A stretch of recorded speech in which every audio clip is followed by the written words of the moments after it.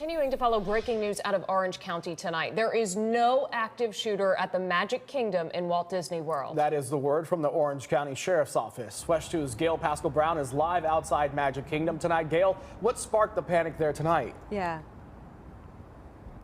Well, according to the Orange County Sheriff's Office, there was some sort of fight, and then there was a popping sound believed to be a balloon, and that is what sent people into a panic.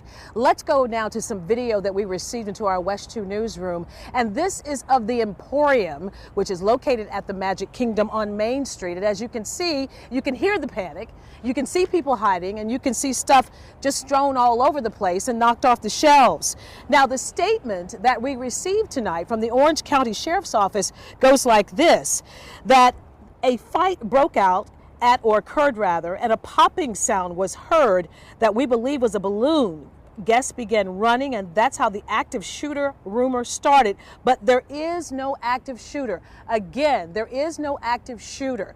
Now, we've been looking at some of the online posts too, and one person who claims that they were close to the action said that this fight broke out near the monorail. But again, that has not been confirmed exactly where that location is from the Orange County Sheriff's Office. They will just say that a fight broke out at the Magic Kingdom, that there was a popping sound heard, that popping sound was believed to be a balloon, and there was no active shooter. So again, if you're just joining us, a lot of panic tonight, a lot of concern, but no active shooter at the Magic Kingdom. We, of course, will follow up if we get more information about this situation.